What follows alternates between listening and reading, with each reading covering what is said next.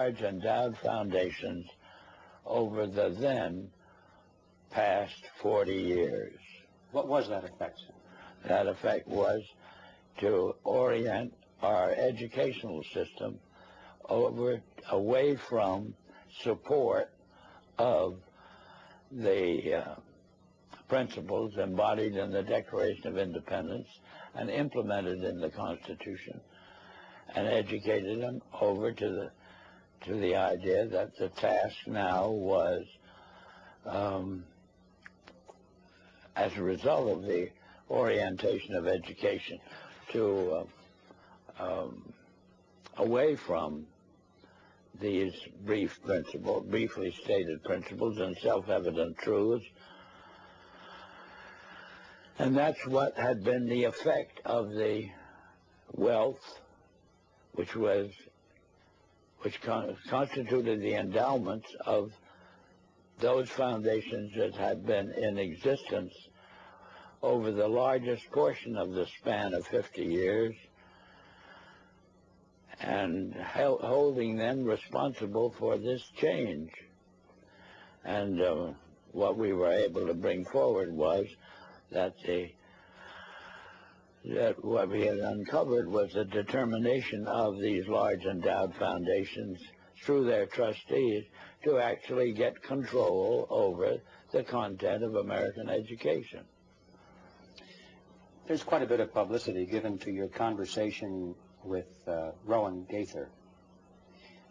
Would you please tell us who he was and what was that conversation you had with him? Rowan Gaither was at that time president of the Ford Foundation. And Mr. Gaither had sent for me when I found it convenient to be in New York, asked me to call upon him at his office, which I did. And on arrival, after a few amenities, Mr. Gaither said, "Mr. Dodd, we've asked you to come up here today because we thought that possibly off the record you would tell us why the Congress is interested in the activities of foundations such as ourselves."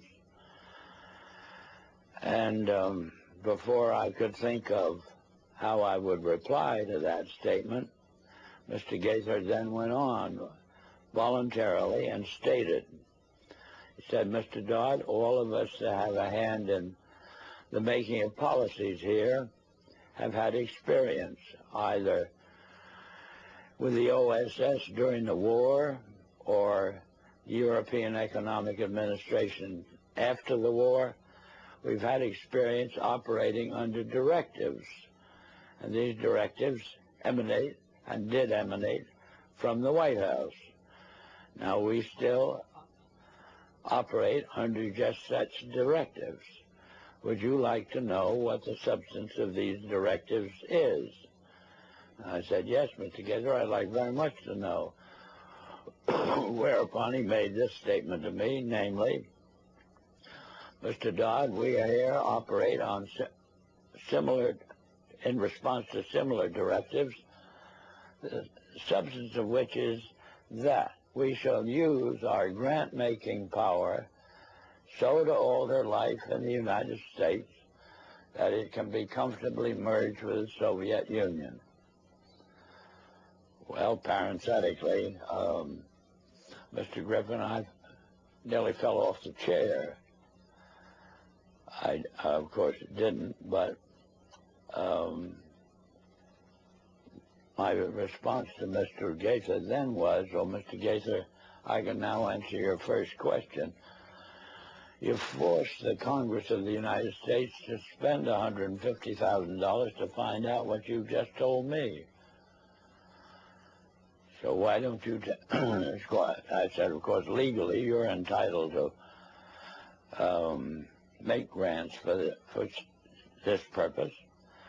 But I don't think you're entitled to withhold that information from the people of the country to whom you're indebted for your tax exemption. So why don't you tell the people of the country that's what you told me?" And his answer was, "We would not think of doing any such thing."